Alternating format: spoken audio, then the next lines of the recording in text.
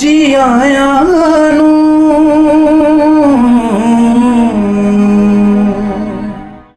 ਨਮਸਕਾਰ, ਆਦਾਬ, ਸਤਿ ਸ੍ਰੀ ਅਕਾਲ। ਪ੍ਰੋਗਰਾਮ ਜੀ ਆਇਆਂ ਨੂੰ ਦੇ ਵਿੱਚ ਤੁਹਾਡਾ ਸਾਰਿਆਂ ਦਾ ਖੈਰ ਮਕਦਮ। ਇਸ ਵੇਲੇ ਤੁਸੀਂ ਦੇਖ ਰਹੇ ਹੋ ਜੀ ਪ੍ਰੋਗਰਾਮ ਜੀ ਆਇਆਂ ਨੂੰ, ਔਰ ਬਹੁਤ ਸਾਰੀਆਂ ਜ਼ਿੰਦਗੀ ਦੇ ਵਿੱਚ ਤੁਹਾਨੂੰ ਸ਼ਖਸੀਅਤਾਂ ਮਿਲਣਗੀਆਂ ਕਿ ਜਿਹੜੀਆਂ ਆਲੇ ਦੁਆਲੇ ਤੁਹਾਨੂੰ ਪ੍ਰਭਾਵਿਤ ਕਰਨਗੀਆਂ, ਤੁਸੀਂ ਉਹਨਾਂ ਵੱਲ ਖਿੱਚੇ ਜਾਓਗੇ। ਪਰ ਜੇਕਰ ਅਸੀਂ ਆਪਣੀ ਸੋਚ ਨੂੰ ਕਿਤੇ ਲੈ ਕੇ ਚੱਲੀਏ ਉਸ ਥਾਂ 'ਤੇ ਕਿ ਜਿੱਥੇ ਸਾਨੂੰ ਸੱਚਮੁੱਚ ਲੱਗਦਾ ਕਿ ਜ਼ਿੰਦਗੀ ਜਿਹੜੀ ਹੈ ਇੱਥੇ ਹੈ, ਇੱਥੇ ਜ਼ਿੰਦਗੀ ਦਾ ਬਹੁਤ ਵੱਡਾ ਸੱਚ ਜਿਹੜਾ ਆਲੇ ਦੁਆਲੇ ਸਾਡੇ ਤੁਰਿਆ ਫਿਰਦਾ, ਔਰ ਇਸ ਨੂੰ ਸਿੱਖਣ ਦੀ ਲੋੜ ਹੈ। ਜੀ ਹਾਂ, ਉਹ ਸ਼ਖਸੀਅਤ ਕਿ ਜਿਹੜੀ ਤਾ ਉਮਰ ਸੱਚ ਦੇ ਅੰਗ ਸੰਗ ਰਹੀ ਅਤੇ ਸੱਚ ਉਹਨਾਂ ਦੇ ਅੰਗ ਸੰਗ ਰਿਹਾ, ਭਗਤ ਪੂਰਨ ਸਿੰਘ ਜੀ। ਉਹਨਾਂ ਦੀ ਜ਼ਿੰਦਗੀ ਬਹੁਤ ਵੱਡੀ ਵਿਸ਼ਾਲ ਜ਼ਿੰਦਗੀ ਹੈ। ਅੱਜ ਅਸੀਂ ਪਹੁੰਚੇ ਹਾਂ ਜੀ Manawala all India Pingalwara charitable trust ਦੇ ਮੁਖੀ ਬੀਬੀ ਡਾਕਟਰ ਇੰਦਰਜੀਤ ਕੌਰ ਜੀ ਸਾਡੇ ਨਾਲ ਨੇ। ਉਹਨਾਂ ਦਾ ਬਹੁਤ ਬਹੁਤ ਸਵਾਗਤ ਸਾਡੇ ਇਸ ਪ੍ਰੋਗਰਾਮ ਦੇ ਵਿੱਚ। ਸਤਿ ਸ਼੍ਰੀ ਅਕਾਲ। ਸਤਿ ਸ਼੍ਰੀ ਅਕਾਲ ਜੀ। ਪਦਮ ਭੂਸ਼ਣ ਬੀਬੀ ਡਾਕਟਰ ਇੰਦਰਜੀਤ ਕੌਰ ਜੀ ਦੇ ਅੱਜ ਅਸੀਂ ਜ਼ਿੰਦਗੀ ਦੇ ਨਾਲ ਜੁੜੇ ਹੋਏ ਬਹੁਤ ਸਾਰੇ ਪਹਿਲੂ ਅਸੀਂ ਸਿੱਖਾਂਗੇ, ਔਰ ਆਉਣ ਵਾਲੀ ਜ਼ਿੰਦਗੀ ਨੂੰ ਸੁਖਾਲਾ ਕਰਨ ਦੀ ਕੋਸ਼ਿਸ਼ ਵੀ ਕਰਾਂਗੇ। ਦੇਖੋ, ਸਭ ਤੋਂ ਪਹਿਲਾਂ ਤਾਂ ਅਸੀਂ ਇਹੀ ਗੱਲ ਜਾਣਨੀ ਚਾਹਾਂਗੇ, ਕਿਉਂਕਿ ਭਗਤ ਪੂਰਨ ਸਿੰਘ ਜੀ ਦੀ ਜ਼ਿੰਦਗੀ ਜਿਹੜੀ ਆ ਉਹ ਸਾਰੀ ਦੀ ਸਾਰੀ ਜ਼ਿੰਦਗੀ ਆਪਣੇ ਆਪ ਦੇ ਵਿੱਚ ਇੱਕ ਸਿੱਖਿਆ ਆ। ਤੁਹਾਨੂੰ ਕਿਹੜੀ ਉਹਨਾਂ ਦੀ ਇੱਕ ਗੱਲ ਖਾਸ ਲੱਗੀ ਕਿ ਤੁਸੀਂ ਕਿਹਾ ਕਿ ਨਹੀਂ, ਹੁਣ ਭਗਤ ਪੂਰਨ ਸਿੰਘ ਜੀ ਨੂੰ ਮਿਲਣਾ ਹੀ ਪੈਣਾ? ਨਹੀਂ, ਮੈਨੂੰ ਐਕਚੁਅਲੀ ਤਾਂ ਮੇਰੇ ਪਿਤਾ ਜੀ ਨੇ, ਪਾਪਾ ਹੀ ਕਹਿੰਦੇ ਸੀ, ਮੈਂ ਡਾਕਟਰ ਹਰਬੰਸ ਸਿੰਘ ਉਹਨਾਂ ਦਾ ਨਾਮ ਸੀਗਾ ਜੀ। ਉਹ ਐਕਚੁਅਲੀ ਮੈਨੂੰ ਕਿਸੇ ਖਾਸ ਘਰ ਦੇ ਵਿੱਚ ਘੜਨਾ ਚਾਹੁੰਦੇ ਸੀਗੇ। ਉਹਨਾਂ ਨੇ, ਕਿਉਂਕਿ ਸਿੱਖ ਪਰਿਵਾਰ ਸੀ ਸਾਡਾ ਜੀ, ਤੇ ਜਿਹੜੇ ਸਿੱਖੀ ਦਾ ਜਿਹੜਾ ਧੁਰਾ ਹੈ ਉਹ ਸੇਵਾ ਤੇ ਸਿਮਰਨ, ਦੋ ਚੀਜ਼ਾਂ ਉਹਦੇ ਵਿੱਚ ਹੈ ਨੇ। ਵੈਸੇ ਤਾਂ ਸਾਰੇ ਧਰਮਾਂ 'ਚ ਨੇ, ਪਰ ਸਿੱਖੀ ਵਿੱਚ ਇਸ ਨੂੰ ਜ਼ਿਆਦਾ ਜ਼ੋਰ ਦਿੱਤਾ ਜਾਂਦਾ, ਇਹਨੂੰ ਕਮਾਇਆ ਜਾਂਦਾ ਜੀ। ਥੋੜੇ ਦਿਨ ਦੀ ਗੱਲ ਹੈ, ਜਿਵੇਂ ਕਿਹਾ ਸੀਗਾ ਵੀ ਮੰਦਿਰ ਕਿਉਂ ਸਾਫ਼ ਨਹੀਂ ਹੁੰਦੇ, ਕਿਉਂਕਿ ਮੰਦਿਰ ਵਿੱਚ ਸੇਵਾ ਨੂੰ ਇੰਨੀ ਤਰ੍ਹਾਂ ਉਜਾਗਰ ਨਹੀਂ ਕੀਤਾ ਗਿਆ ਜਿੰਨਾ ਸਿੱਖਾਂ ਦੇ ਵਿੱਚ ਕੀਤਾ ਗਿਆ। ਦਰਬਾਰ ਸਾਹਿਬ ਕਿਉਂ ਇੰਨਾ ਸਾਫ਼ ਹੈ? ਸਾਰੇ ਲੋਕੀ ਆ ਕੇ ਬਿਨਾਂ ਕਿਸੇ ਤਨਖਾਹ ਤੋਂ ਵੱਖਰੇ ਵੱਖਰੇ ਟੀਮਾਂ ਬਣੀਆਂ ਹੋਈਆਂ ਤੇ ਸਫਾਈ ਕਰਦੀਆਂ ਨੇ ਜੀ। ਤਾਂ ਇਹ ਜਿਹੜਾ ਸੇਵਾ ਤੇ ਸਿਮਰਨ, ਜਿਹੜਾ ਦੋ ਚੀਜ਼ਾਂ ਸੀਗੀਆਂ, ਇਹ ਮੇਰੇ ਵਿੱਚ ਕੁੱਟ-ਕੁੱਟ ਕੇ ਭਰਨਾ ਚਾਹੁੰਦੇ ਸੀ ਮੇਰੇ ਪਿਤਾ ਜੀ। ਤਾਂ ਹੁਣ ਸੇਵਾ ਘਰ ਵਿੱਚ ਵੀ ਕੰਮ ਕਰਨ ਵਾਸਤੇ ਉਤਸ਼ਾਹਿਤ ਕਰਦੇ ਸੀਗੇ। ਭਾਂਡੇ ਮਾਂਜਣਾ ਹੋਵੇ, ਡੰਗਰਾਂ ਦਾ ਕੰਮ ਕਰਨਾ ਹੋਵੇ, ਧਾਰਾਂ ਕੱਢਣੀਆਂ ਹੋਣ, ਇਹ ਸਾਰੇ ਕੰਮ ਸਾਡੇ ਘਰ ਵਿੱਚ ਹੁੰਦੇ ਹੀ ਸੀਗੇ ਜੀ। ਤੇ ਉਹ ਮੇਰੇ ਪਾਪਾ ਜੀ ਇਸ ਕੰਮ ਲਈ ਮੈਨੂੰ ਉਤਸ਼ਾਹ ਦਿੰਦੇ ਸੀਗੇ। ਜਿਵੇਂ ਮੈਂ ਕਿਹਾ ਇੱਕ ਵਾਰੀ ਵੀ, ਵੱਡੇ ਵੱਡੇ ਪਤੀਲੇ ਮਾਂਜਣੇ ਤਾਂ ਔਖੇ ਲੱਗਦੇ ਪਾਪਾ ਜੀ।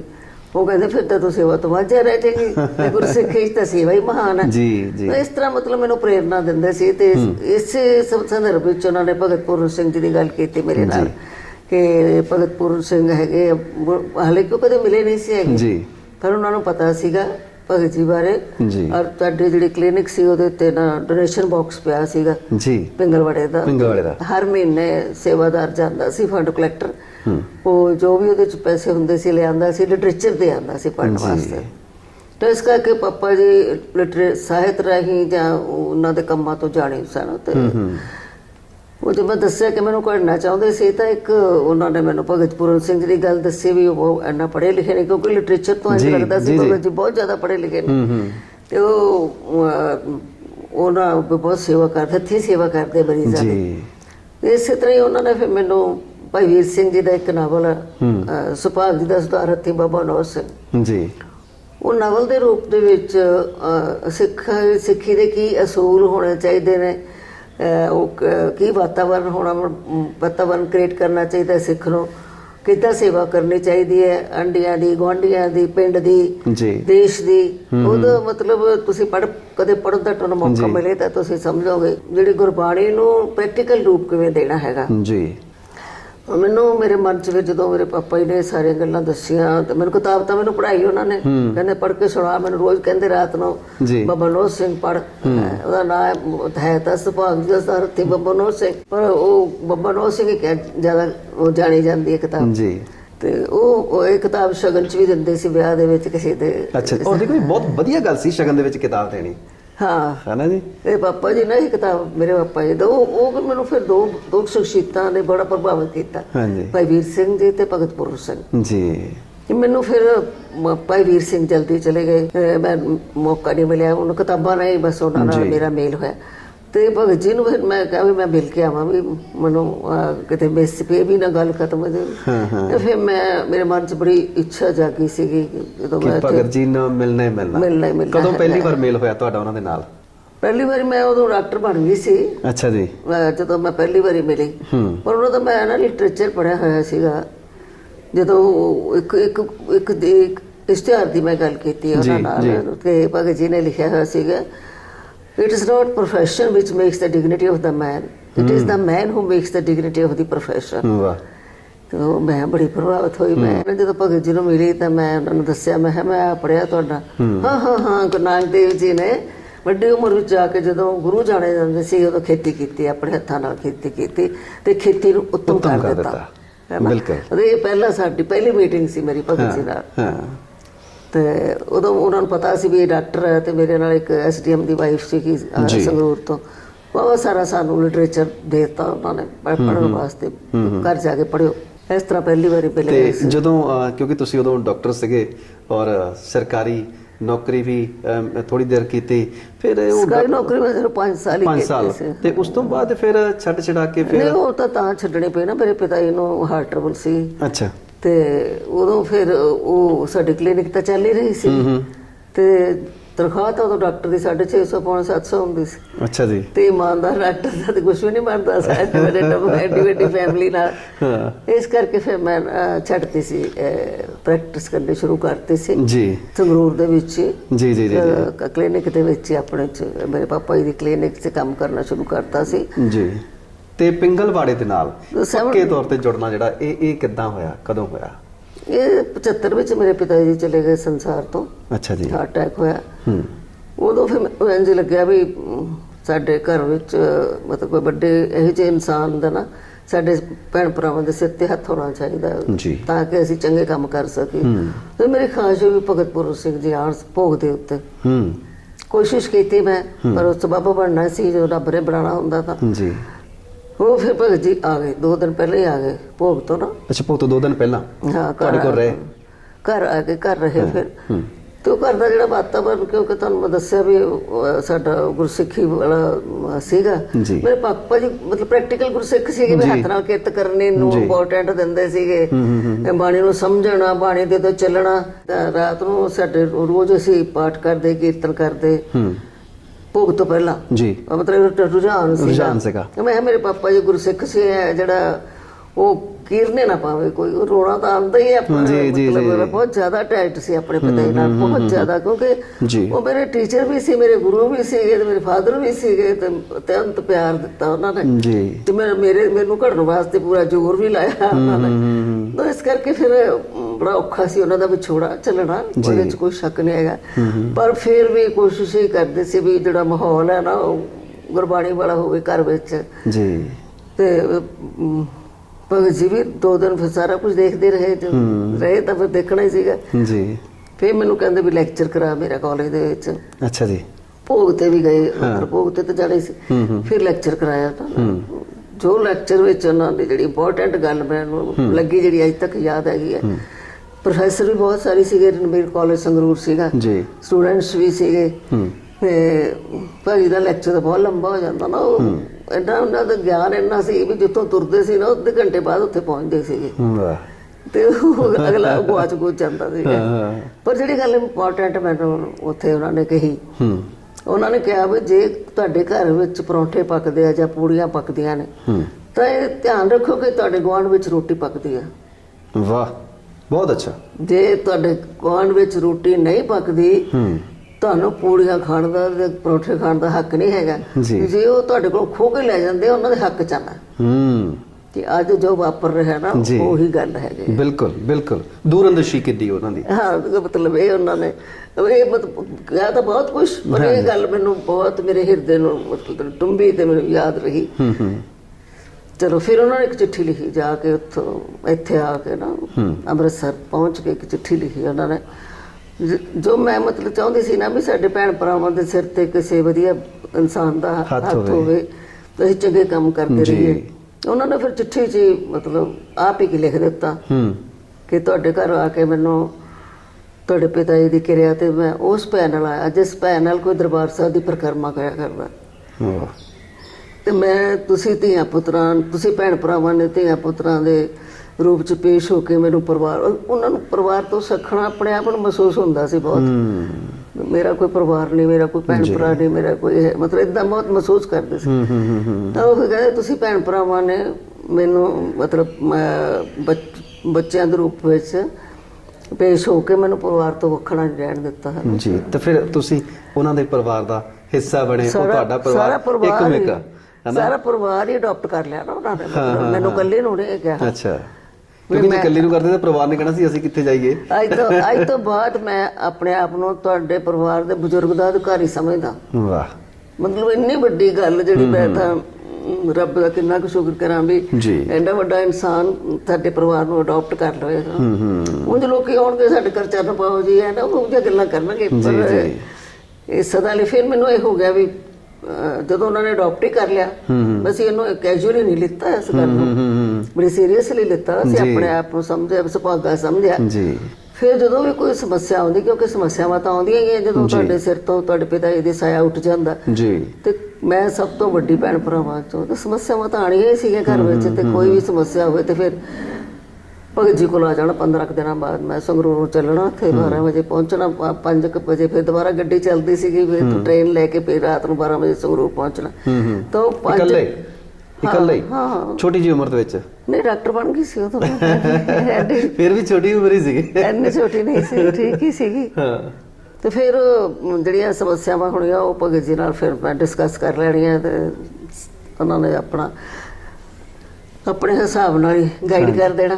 ਹੁਣ ਇੱਥੇ ਇੱਕ ਸਮੱਸਿਆ ਦੀ ਮੈਂ ਆਪਣੇ ਪਿਆਰ ਦੇ ਦੰਦਾਂ 'ਚ ਵੀ ਗੱਲ ਕੀਤੀ ਹੈ, ਕਿਤਾਬ ਲਿਖੀ ਹੈ ਜਿਹੜੀ, ਤੇ ਉਹਦੇ ਵਿੱਚ ਇੰਜ ਸੀਗਾ ਵੀ ਮੇਰੇ ਕੋਲ ਇੱਕ ਨਰਸ ਦਾ ਹੀ ਕੰਮ ਕਰਦੇ ਸੀ ਭਗਤ ਜੀ। ਕਿਉਂਕਿ ਹੁਣ ਜੇ ਮੇਰੀ ਤੁੱਛ ਬੁੱਧੀ ਅਨੁਸਾਰ ਮੈਂ ਤਾਂ ਭਗਤ ਜੀ ਨੂੰ ਇੱਕ ਬਹੁਤ ਵੱਡਾ ਸੇਵਾ ਦਾ ਮੁਜੱਸਮਾ ਸਮਝਦਾ, ਔਰ ਮੈਂ ਤਾਂ ਚਾਹੁੰਦਾ ਕਿ ਹਰ ਘਰ ਦੇ ਵਿੱਚ ਭਗਤ ਜੀ ਦੀ ਤਸਵੀਰ ਹੋਵੇ, ਬੱਚੇ ਉਹਨਾਂ ਦੀ ਜ਼ਿੰਦਗੀ ਨੂੰ ਫੋਲੋ ਕਰਨ। ਤੁਹਾਡੀ ਨਜ਼ਰ ਦੇ ਵਿੱਚ ਭਗਤ ਜੀ ਕੀ ਸੀ? ਵੇਖੋ, ਬਾਣੀ ਦੇ ਵਿੱਚ ਇਹ ਲਿਖਿਆ ਹੈ ਵੀ ਹਰ ਹਰ ਜਨ ਦੋ ਏਕ ਹੈ, ਬੇਵਿਚਾਰ ਕੁਛ ਨਾ ਹੈ, ਜਲ ਤੇ ਉਪਜੇ ਤਰੰਗ ਜੋ ਜਲ ਹੀ ਵਿਖੇ ਸਮਾਏ। ਰੱਬ ਤੇ ਰੱਬ ਦੇ ਬੰਦਿਆਂ ਵਿੱਚ ਕੋਈ ਫਰਕ ਨਹੀਂ ਹੈ, ਹਰ ਹਰ ਜਨ ਦੋ ਏਕ ਹੈ। ਹਰੀ ਜਨ ਤੇ ਹਰੀ ਰੱਬ ਇੱਕੋ ਹੀ ਹੈ ਨਾ, ਕੋਈ ਫਰਕ ਨਹੀਂ, ਬੇਵਿਚਾਰ ਕੁਛ ਨਾ ਹੈ। ਬਿਲਕੁਲ ਜਿਸ ਤਰ੍ਹਾਂ ਜਲ ਤੇ ਉਪਜੇ ਤਰੰਗ ਜੋ ਜਲ ਹੀ ਵਿਖੇ ਸਮਾਏ। ਬਿਲਕੁਲ, ਤੇ ਅਸੀਂ ਤਾਂ ਭਗਤ ਜੀ ਨੂੰ ਰੱਬ ਹੀ ਸਮਝਦੇ ਸੀ। ਵਾਹ ਜੀ ਵਾਹ ਜੀ, ਸੱਚਮੁੱਚ ਉਹ ਰੱਬੀ ਰੂਹ, ਉਹ ਆਪ ਹੀ ਰੱਬ ਸੱਚਮੁੱਚ। ਕਿਉਂਕਿ ਨਿਸ਼ਕਾਮ ਸੇਵਾ ਜਿਹੜੀ ਆਮ ਤੌਰ ਤੇ ਅਸੀਂ ਕੋਈ ਵੀ ਕੰਮ ਕਰਦੇ ਨਾ, ਸਾਨੂੰ ਉਹਦੇ ਇਬਜ਼ਾਨੇ ਵਜੋਂ ਕੁਝ ਨਾ ਕੁਝ ਚਾਹੀਦਾ ਹੈ ਵੀ ਜੇਕਰ ਅਸੀਂ ਕੋਈ ਕੰਮ ਕਰਦੇ ਸਾਨੂੰ ਕਿਤੇ ਤਨਖਾਹ ਚਾਹੀਦੀ ਹੈ ਇਦਾਂ, ਪਰ ਉਹ ਜਿਹੜੀ ਇੱਕ ਸੇਵਾ ਭਾਵਨਾ ਜਿਹੜੀ ਹੈ, ਕੋਈ ਤਾਂ ਸਰੂਪਾ ਹੀ ਚਾਹੀਦਾ। ਇਹ ਸਭ ਤੋਂ ਵੱਡੀ ਮੰਗ ਹੁੰਦੀ ਹੈ ਜੀ। ਜਦੋਂ ਨਗਰ ਕੀਰਤਨ ਕਰਦੇ ਨਾ ਸੇਵਾ, ਉਹਨਾਂ ਨੂੰ ਸਰੂਪਾ ਕਿਸੇ ਨੂੰ ਨਾਂ ਦਿੱਤਾ ਜਾਏ ਨਾਰਾਜ਼ ਹੋ ਜਾਂਦਾ। ਹਾਂਜੀ, ਮਤਲਬ ਇਨਸਾਨ ਦੀਆਂ ਕਮਜ਼ੋਰੀਆਂ ਹੁੰਦੀਆਂ ਨੇ ਜੀ, ਪਰ ਭਗਤ ਜੀ ਤਾਂ ਇਨਸਾਨ ਤੋਂ ਉੱਪਰ ਸੀ, ਉੱਪਰ ਸੀ, ਬਿਲਕੁਲ ਉੱਪਰ ਸੀ। ਉਹਨਾਂ ਨੂੰ ਰੱਬ, ਮੈਂ ਤਾਂ ਉਹਨਾਂ ਨੂੰ ਰੱਬ ਹੀ ਸਮਝਦੀ। ਬਿਲਕੁਲ ਅਸੀਂ ਉਹਨਾਂ ਨੂੰ ਇਨਸਾਨ ਸਮਝ ਹੀ ਨਹੀਂ ਸਕਦੇ, ਕਿਉਂਕਿ ਫਿਰ ਸਾਡੀ ਤੁੱਛ ਬੁੱਧੀ ਉਹ ਛੋਟੀ ਸੋਚ ਹੋਏਗੀ। ਕਿਉਂਕਿ ਉਹਨਾਂ ਦੀ ਤਾਂ ਜੋ ਸੇਵਾ ਜੀ, ਜੋ ਦੇਣ ਆ ਸਾਡੀ ਸਮੁੱਚੀ ਸਿੱਖ ਕੌਮ ਨੂੰ ਜਾਂ ਸਮੁੱਚੀ ਦੇਸ਼ ਨੂੰ, ਔਰ ਉਹ ਵਿਸ਼ਵ ਵਿਆਪੀ ਸੋਚ, ਸਮੁੱਚੀ ਮਾਨਵਤਾ ਨੂੰ, ਹਨਾ ਜੀ। ਇਹ ਵਿਸ਼ਵ ਵਿਆਪੀ ਸੋਚ ਸੀ ਇੱਕ, ਜਿਹੜੀ ਕਿ ਕੱਲੀ ਇੱਕ ਪੱਖ ਨਹੀਂ, ਹਰ ਇੱਕ ਪੱਖ ਲੈ ਕੇ ਤੁਰਦੀ ਸੀ, ਚਾਹੇ ਉਹ ਕੁਦਰਤ ਹੋਵੇ, ਚਾਹੇ ਉਹ ਆਪਣਾ ਪੌਣ ਪਾਣੀ ਹੋਵੇ, ਹਰ ਇੱਕ ਦੇ ਲਈ। ਔਰ ਜੇਕਰ ਅਸੀਂ ਗੱਲ ਕਰਦੇ ਹਾਂ ਕਿ ਭਗਤ ਜੀ, ਕਿਉਂਕਿ ਜਦੋਂ ਚਲੇ ਜਾਂਦੇ ਨੇ ਇਸ ਦੁਨੀਆ ਤੋਂ, ਉਹ ਜਿਸਮਾਨੀ ਤੌਰ ਤੇ ਤਾਂ ਜਾ ਸਕਦੇ ਨੇ, ਪਰ ਉੱਦਾਂ ਉਹ ਜ਼ਹਿਨੀ ਤੌਰ ਤੇ ਸਾਡੇ ਨਾਲ ਨੇ, ਹਮੇਸ਼ਾ ਉਹਨਾਂ ਦਾ ਫਲਸਫਾ ਸਾਡੇ ਨਾਲ ਹੈ। ਜਦੋਂ ਉਹ ਚਲੇ ਗਏ, ਫਿਰ ਉਸ ਵੇਲੇ ਦੁਬਾਰਾ ਫਿਰ ਉਹ 75 ਵਾਲੀ ਯਾਦ ਮੁੜ ਕੇ ਤਾਜ਼ਾ ਹੋਈ। ਭਗਤ ਜੀ ਨੇ ਫਿਰ 87 ਦੇ ਵਿੱਚ ਨਾ ਮੈਨੂੰ ਪਾਇਆ ਸੀ, ਮੈਂਬਰ ਪਾਇਆ ਸੀਗਾ ਉਹਨਾਂ ਦੇ ਰਾਜ 'ਚ। ਕਿਤੇ ਫਿਰ ਉਹਨਾਂ ਨੇ ਨਾ ਮਿਲ ਲਿਖਤੀ ਸੀ ਮੇਰੇ ਨਾਮ ਤੇ। ਅੱਛਾ, ਕਿ ਮੇਰੇ ਬਿਨਾ, ਮੇਰੇ ਤੋਂ ਬਾਅਦ ਇਹ ਸਕਸੈਸਰ ਹੋਏਗੀ ਮੇਰੀ, ਪਿੰਗਲਵਾੜਾ ਚਲਾਏਗੀ, ਜੋ ਮੇਰੇ ਹੱਕ ਨੇ, ਜੋ ਮੇਰੇ ਉਹ ਹੀ ਦਿਖਾਉਣਗੇ। ਤੇ ਉਹਨਾਂ ਨੇ ਆਪਣੇ ਜਿਉਂਦੇ ਜੀ ਲਿਖ ਦਿੱਤਾ ਸੀਗਾ, ਮੇਰੇ ਤੋਂ ਬਿਨਾ ਪੁੱਛੇ। ਅੱਛਾ, ਤੇ ਜਦੋਂ ਤੁਹਾਨੂੰ ਪਤਾ ਲੱਗਾ, ਕਿਉਂਕਿ ਜਦੋਂ ਤੁਸੀਂ ਬਾਅਦ ਵਿੱਚ ਕਾਗਜ਼ ਪੱਤਰ ਦੇਖਦੇ ਹੋ, ਉਹਨਾਂ ਦੀਆਂ ਤਸਵੀਰਾਂ ਵੀ ਕੁਝ ਮਿਲਦੀਆਂ ਨੇ, ਉਹ ਤਸਵੀਰਾਂ ਉਹਨਾਂ ਦੀ ਜ਼ਿੰਦਗੀ ਦਾ ਇੱਕ ਐਸਾ ਸੱਚ ਕਿ ਜਿਹਨਾਂ ਨੂੰ ਦੇਖ ਕੇ ਸਾਡੇ ਬੀਜੀ ਭਾਵੁਕ ਵੀ ਹੁੰਦੇ ਨੇ। ਇਸ ਵੇਲੇ ਵੀ ਮੈਂ ਤੁਹਾਡੀਆਂ ਅੱਖਾਂ ਦੇ ਵਿੱਚੋਂ ਨਵੀਂ ਦੇਖ ਰਿਹਾ, ਕਿਉਂਕਿ ਉਹ ਤੁਸੀਂ ਅੰਗ ਸੰਗ ਤੁਰਦੇ ਰਹਿੰਦੇ ਹੋ ਉਹਨਾਂ ਦੇ। ਇਹ ਉਹ ਚੀਜ਼ ਹੀ ਐਸੀ ਆ ਕਿ ਉਹ ਜਿਹੜਾ ਵਿਛੋੜਾ ਆ ਉਹ ਅਸੀਂ ਮਹਿਸੂਸ ਕਰ ਸਕਦੇ ਹਾਂ। ਨਹੀਂ, ਉਹਨਾਂ ਦੇ ਨਾ ਜਿਹੜੀਆਂ ਫੋਟੋਗ੍ਰਾਫ ਸੀ ਨਾ, ਉਹਨਾਂ ਨੇ ਆਪਣੇ ਆਪ ਨੂੰ ਪ੍ਰੋਜੈਕਟ ਕੀਤਾ ਹੀ ਨਹੀਂ ਕਦੇ। ਉਹ ਸਾਨੂੰ ਇੱਕ ਵਾਰਡ ਦੇ ਵਿੱਚ ਇੱਕ ਸੰਦੂਕੜੀ ਦੇ ਵਿੱਚ ਛੋਟੀਆਂ ਛੋਟੀਆਂ ਮਿਲੀਆਂ। ਕਹਿੰਦੇ ਹੁੰਦੇ ਸੀ ਮੈਂ 8 ਸਾਲ ਕੰਘੀ ਨਹੀਂ ਕਰ ਸਕਿਆ, ਮੇਰੀ ਜਟਾਂ ਵੱਜ ਗਈਆਂ। ਕਿਤਾਬ ਵੀ ਲਿਖੀ ਹੈ ਉਹਨਾਂ ਨੇ, ਕਹਾਣੀਆਂ, ਤੇ ਉਹਦੇ ਵਿੱਚ ਵੀ ਜ਼ਿਕਰ ਕੀਤਾ ਹੈ ਉਹਨਾਂ ਨੇ ਵੀ ਕੋਈ ਫੁੱਟਪਾਥ ਤੇ ਤਾਂ ਸੇਵਾ ਕੀਤੀ ਜੀ, ਸ਼ੁਰੂ ਕੀਤੀ ਫੁੱਟਪਾਥ ਤੋਂ। ਤੇ ਫੁੱਟਪਾਥ ਦੇ ਉੱਤੇ ਤਾਂ ਕੋਈ ਸਹੂਲਤ ਨਹੀਂ ਸੀ ਉਹਨਾਂ ਕੋਲ ਹੈਗੀ ਜੀ। ਕੱਪੜੇ ਵੀ ਮੰਗ ਕੇ ਲਿਆਣੇ, ਰੋਟੀ ਵੀ ਮੰਗ ਕੇ ਲਿਆਣੀ ਜੀ, ਸੇਵਾ ਵੀ ਕਰਨੀ ਮਰੀਜ਼ਾਂ ਦੀ, ਹਸਪਤਾਲ ਵੀ ਲਿਜਾਣਾ। ਕੋਈ ਸਾਧਨ ਨਹੀਂ ਸੀ ਹਸਪਤਾਲ ਲਿਜਾਣ ਦਾ ਜੀ। ਤੇ ਪਹਿਲਾਂ ਤੇ ਉਹਨਾਂ ਨੇ ਇੱਕ ਪੁਰਾਣੀ ਰਿਕਸ਼ਾ ਲੈ ਕੇ ਟੁੱਟੀ, ਉਹਦੇ ਅੱਗੇ ਡੰਡਾ ਫਸਾ ਲਿਆ ਤੇ ਉਹ ਖਿੱਚ ਕੇ ਲੈ ਜਾਣਾ ਮਰੀਜ਼ਾਂ ਨੂੰ। ਹੌਲੀ ਹੌਲੀ ਫਿਰ ਉਹ ਟਰਾਲੀਆਂ ਜਿਹੀਆਂ ਬਣਾਈਆਂ, ਮਤਲਬ ਇਸ ਤਰ੍ਹਾਂ, ਮਤਲਬ ਬਿਨਾਂ ਕਿਸੇ ਸੁਵਿਧਾ ਤੋਂ ਸਾਡੇ ਕੋਲ ਇੰਨਾ ਸੁੱਖ ਆਰਾਮ ਹੁੰਦਾ ਘਰ ਵਿੱਚ ਜੀ। ਪਰ ਜਦੋਂ ਇੱਕ ਮਰੀਜ਼ ਸਾਡਾ ਲੰਬਾ ਪੈ ਜਾਵੇ, ਅਰਦਾਸਾਂ ਕਰਨ ਲੋਕੀ ਤੁਰ ਪੈਂਦੇ ਆ, ਇਹਨੂੰ ਰੱਬਾ ਇੱਧਰ ਕਰ ਜਾ ਉੱਧਰ ਕਰ, ਪਰਦਾ ਹੀ ਦੇ ਦੇ। ਤੇ ਭਗਤ ਜੀ ਨੇ ਕਦੇ ਸੋਚਿਆ ਹੀ ਨਹੀਂ। ਪਿਆਰਾ ਇੱਕ ਵਾਰੀ ਕਹਿੰਦੇ ਬਿਮਾਰ ਹੋ ਗਿਆ ਤੇ ਮੈਂ ਫਿਰ ਰੱਬ ਅੱਗੇ ਅਰਦਾਸ ਕੀਤੀ ਵੀ ਇਹ ਘਟਾਉਣਾ ਨਾ ਮੇਰੇ ਕੋਲੋਂ ਕੋਈ, ਅੱਜ ਤੋਂ ਬਾਅਦ ਮੈਂ ਤੇਰੇ ਤੋਂ ਕੁਛ ਨਹੀਂ ਮੰਗਦਾ ਹੈ। ਤਾਂ ਡਿਫਰੈਂਟ ਸੋਚ ਹੈ, ਸਾਰਾ ਕੁਛ ਹੈ, ਤੇ ਮੰਗ ਕੇ ਸਾਰਾ ਕੁਛ ਲਿਆਉਣਾ, ਹਸਪਤਾਲ ਵੀ ਜਾਣਾ, ਮਰੀਜ਼ਾਂ ਨੂੰ ਲੈ ਕੇ ਉਹਨਾਂ ਦੇ ਟੱਟੇ ਵਾਲੇ ਕੱਪੜੇ ਵੀ ਧੋਣੇ। ਕਹਿੰਦੇ ਕਿਉਂਕਿ ਹੋਰ ਜਿਹੜੇ ਮੈਂ ਰੱਖ ਲੈਂਦਾ ਸੀ ਹੈਲਪਰ, ਉਹ ਦੂਜੇ ਕੰਮ ਤਾਂ ਕਰ ਲੈਂਦੇ ਸੀ, ਪਰ ਟੱਟੇ ਵਾਲੇ ਕੱਪੜੇ ਧੋਣ ਦਾ ਕੰਮ ਮੈਨੂੰ ਆਪ ਹੀ ਕਰਨਾ ਪੈਂਦਾ ਸੀ। ਤੇ ਕੰਘੇ ਕਿੱਥੇ ਕਰਨੇ ਸੀ? ਬਿਲਕੁਲ ਬਿਲਕੁਲ, ਸਮਾਂ ਕਿੱਥੇ ਸੀ, ਉਹਨਾਂ ਨੂੰ ਆਪਣੀ ਤਾਂ ਸੁੱਧ ਬੁੱਧ ਹੀ ਹੈ ਨਹੀਂ ਸੀ। ਉਹ ਫਿਰ ਨਾ 8 ਸਾਲ ਕੰਘੀ ਨਹੀਂ ਕਰ ਸਕੇ ਤੇ ਜਟਾਂ ਵੱਜ ਗਿਆ। ਤੇ ਉਹ ਕਹਿੰਦੇ ਤਾਂ ਹੁੰਦੇ ਸੀ ਪਰ ਅਸੀਂ ਇਮੈਜਿਨ ਹੀ ਨਹੀਂ ਕਰ ਸਕਦੇ ਸੀ। ਤੇ ਉਹ ਜਦੋਂ ਫੋਟੋਆਂ ਲੱਭੀਆਂ ਸਾਨੂੰ ਸੰਦੋਕੜੀ ਚੋਂ, ਤੇ ਉਹ ਅਸੀਂ ਦੇਖ, ਉਦੋਂ ਫਿਰ ਅਸੀਂ ਬਹੁਤ ਰੋਏ। ਮੈਂ ਕਿਹਾ ਭਾਈ ਤੁਸੀਂ ਤਾਂ ਬਹੁਤ ਮਹਾਨ ਤੇ ਤਾਂ ਸਮਝ ਨਹੀਂ ਸਕੇ ਤੁਹਾਨੂੰ। ਬਿਲਕੁਲ ਬਿਲਕੁਲ, ਸੱਚਮੁੱਚ ਅੱਜ ਵੀ ਅਜਿਹੀ ਸ਼ਖਸੀਅਤ ਨੂੰ ਸਮਝਣਾ ਜਿਹੜਾ ਉਹ ਸਾਡੀ ਸਮਝ ਤੋਂ ਬਾਹਰ ਹੈ, ਕਿਉਂਕਿ ਉਹਨਾਂ ਵਰਗਾ ਹੋ ਜਾਣਾ ਸੱਚੀ ਮੁੱਚੀ ਅੱਜ ਦੇ ਸਮੇਂ ਦੇ ਵਿੱਚ, ਅਜੋਕੇ ਸਮੇਂ ਦੇ ਵਿੱਚ, ਜਿੱਥੇ ਅਸੀਂ ਮਾਰਾ ਮਾਰੀ ਤੇ ਤੁਰੇ ਫਿਰਦੇ ਹਾਂ, ਹਫੜਾ ਦਫੜੀ ਮਚੀ ਪਈ ਆ, ਦੌੜ ਲੱਗੀ ਹੋਈ ਆ, ਭਗਤ ਜੀ ਦੀ ਸ਼ਖਸੀਅਤ ਜਿਹੜੀ ਅੱਜ ਸਾਡੇ ਲਈ ਇੱਕ ਬਹੁਤ ਵੱਡਾ ਚਾਨਣ ਮਨਾਰਾ ਆ। ਔਰ ਉਸ ਤੋਂ ਬਾਅਦ ਤੁਸੀਂ ਇਹ ਜ਼ਿੰਮੇਵਾਰੀ ਸਾਂਭੀ। ਔਰ ਅੱਜ ਜੇਕਰ ਇੱਕ ਸਵਾਲ ਪੁੱਛਾਂ ਕਿ ਪਿੰਗਲਵਾੜਾ ਤੁਹਾਡੇ ਲਈ ਕੀ ਆ? ਰੱਬ ਦਾ ਘਰ ਹੈ ਜੀ। ਮਤਲਬ ਮੈਂ ਕਹਿੰਦੀ ਹੁੰਦੀ ਆ ਵੀ ਜਿਹੜਾ ਪਿੰਗਲਵਾੜਾ ਨਾ, ਇਹ ਗੁਰੂ ਗ੍ਰੰਥ ਸਾਹਿਬ ਦੀ ਲੈਬੋਰਟਰੀ ਹੈ। ਵਾਹ। ਕਿਉਂਕਿ ਗੁਰੂ ਗ੍ਰੰਥ ਸਾਹਿਬ ਦੇ ਵਿੱਚ ਜੋ ਸਾਨੂੰ ਪੜ੍ਹਾਇਆ ਜਾਂਦਾ ਹੈਗਾ ਜੀ, ਵੀ ਸਾਰੇ ਜਿਹੜਾ ਰੱਬ ਹੈ ਨਾ, ਮਾਨਸ ਕੀ ਜਾਤ ਸਭੇ ਕੇ ਪਹਿਚਾਨ ਲੋ, ਹੈ ਨਾ, ਜਾਂ ਕਿਸੇ ਦੇ ਵਿੱਚ ਕੋਈ ਭੇਦ ਨਹੀਂ ਹੈ, ਸਾਰੇ ਜਿਹੜੇ ਬਰਾਬਰ ਹੈ, ਸਾਰੇ ਮਨੁੱਖ ਬਰਾਬਰ ਹੈ ਜੀ। ਸਭ ਮੈਂ ਜੋਤ ਜੋਤ ਹੈ ਸੋਏ, ਤਿਸ ਦੇ ਚਾਨਣ ਸਭ ਮੈਂ ਚਾਨਣ ਹੋਏ। ਅਨੇਕਾਂ ਹੀ ਤੁਕਾਂ ਹੈਗੀਆਂ ਜਿਹੜੀਆਂ ਇਹ ਦੱਸਦੀਆਂ ਨੇ ਵੀ ਕੋਈ ਭੇਦ ਭਾਵ ਨਹੀਂ ਹੈਗਾ। ਤੇ ਜਿਹੜੀ ਮਤਲਬ ਗੁਰੂ ਸਾਹਿਬ ਨੇ ਵੀ ਪ੍ਰੈਕਟੀਕਲ ਕੀਤਾ, ਜਿਵੇਂ ਲੰਗਰ ਪੰਗਤ ਦੇ ਵਿੱਚ ਲੰਗਰ ਛਕਾਇਆ ਬਰਾਬਰ ਸਾਰਿਆਂ ਨੂੰ। ਤੇ ਇਸ ਤਰ੍ਹਾਂ ਹੀ ਭਗਤ ਜੀ ਨੇ ਮਤਲਬ ਇੱਥੇ ਜਦੋਂ ਸਾਡੇ ਕੋਲ ਮਰੀਜ਼ ਆਉਂਦੇ, ਉਹ ਤਾਂ ਆਪਣਾ ਨਾਮ ਹੀ ਨਹੀਂ ਦੱਸ ਸਕਦੇ। ਉਹ ਤੇ ਮਰੀਜ਼ਾਂ ਦੇ ਨਾਂ ਅਸੀਂ ਫਰਜ਼ੀ ਰੱਖੇ ਹੋਏ ਨੇ, ਜਿਵੇਂ ਸੋਹਣਾ ਤੇ ਮੋਹਣਾ। ਨਹੀਂ, ਇਹਨਾਂ ਦਾ ਪਤਾ ਪਿੰਕੂ ਸ਼ੰਕੂ ਕਹਿੰਦੇ ਸੀ ਤੇ ਨੀਲਾ ਨੀਲੂ ਪਿੰਕੂ, ਕਿਉਂਕਿ ਇੱਕ ਪਿੰਕੂ ਹੋਇਆ ਸੀ, ਇੱਕ ਨੀਲਾ ਸੀਗਾ, ਤੇ ਉਹ ਇੰਜ ਕਰਤਾ। ਪਰ ਅਸੀਂ ਸੋਹਣਾ ਮੋਹਣਾ ਵੀ ਭਾਈ ਵੀਰ ਸਿੰਘ ਜੀ ਦੀ ਕਿਤਾਬ ਦੇ ਵਿੱਚ ਇੱਕ ਹੈਗਾ ਸੋਹਣਾ ਮੋਹਣਾ ਦਾ ਨਾ ਲੇਖ, ਉਹ ਮੈਨੂੰ ਪਸੰਦ ਸੀ, ਮੈਂ ਹੀ ਰੱਖਿਆ ਇਹਨਾਂ ਦਾ ਨਾਂ ਤਾਂ ਸੋਹਣਾ ਮੋਹਣਾ। ਉਹ ਤੇ 2 ਮਹੀਨੇ ਦੇ ਆਏ ਸੀ ਨਾ। ਅੱਛਾ ਜੀ। ਬਾਕੀ ਤਾਂ ਮਰੀਜ਼ ਜਿਹੜੇ ਵੱਡੀ ਉਮਰ ਚ ਆਉਂਦੇ ਆਪਣਾ ਨਾਮ ਹੀ ਨਹੀਂ ਦੱਸ ਸਕਦੇ, ਉਸ ਕਰਕੇ ਫਿਰ ਆਪ ਨਾਂ ਰੱਖਣੇ ਪੈਂਦੇ ਆ, ਉਹਨਾਂ ਦੇ ਫਰਜ਼ੀ ਨਾਂ ਰੱਖਣੇ ਪੈਂਦੇ ਆ। ਫਿਰ ਜਦੋਂ ਉਹ ਠੀਕ ਹੋ ਜਾਂਦਾ, ਧਰਮ ਤਾਂ ਕੀ ਉਹਨੇ ਦੱਸਣਾ, ਜਦੋਂ ਨਾਂ ਨਹੀਂ ਦੱਸ ਸਕਦਾ, ਐਡਰੈਸ ਨਹੀਂ ਦੱਸ ਸਕਦਾ, ਉਹਨੇ ਆਪਣਾ ਰਿਲੀਜਨ ਤਾਂ ਕੀ ਦੱਸਣਾ ਹੈਗਾ। ਤਾਂ ਇਸ ਕਰਕੇ ਕੋਈ ਕਿਤੋਂ ਆਵੇ, ਬਸ ਸਾਡੇ ਲਈ ਤਾਂ ਉਹ ਰੱਬ ਦਾ ਹੀ ਰੂਪ ਹੈ, ਰੱਬ ਦਾ ਰੂਪ ਹੈ। ਤੇ ਅੱਜ ਜੇਕਰ ਗੱਲ ਕਰੀਏ ਇਸ ਵੇਲੇ ਪਿੰਗਲਵਾੜਾ ਦੇ ਵਿੱਚ, ਇਹ ਕਿੰਨੇ ਕੁ ਰੱਬ ਦੇ ਜੀ ਆ? ਸਾਡੇ ਤਕਰੀਬਨ 1800 ਦੇ ਨੇੜੇ ਤੇੜੇ ਰਹਿੰਦੇ ਆ। ਹੋਰ ਵੀ ਬਹੁਤ ਸਾਰੀਆਂ ਸੇਵਾਵਾਂ ਜਿਹੜੀਆਂ ਨਾਲ ਦੀ ਨਾਲ ਜਾਰੀ ਹੈ। ਜੇਕਰ ਅਸੀਂ ਕੁਦਰਤੀ ਖੇਤੀ ਦੀ ਗੱਲ ਕਰੀਏ, ਬਹੁਤ ਵੱਡੀ ਇੱਕ ਸੇਵਾ ਅਜੋਕੇ ਸਮੇਂ ਦੇ ਵਿੱਚ ਜਿਹਦੀ ਲੋੜ ਆ, ਕੁਦਰਤੀ ਖੇਤੀ ਬਾਰੇ, ਵਾਤਾਵਰਨ ਬਾਰੇ, ਪੌਣ ਪਾਣੀ ਬਾਰੇ, ਇਹ ਵੀ ਬੜਾ ਸੁਚੇਤ ਆ।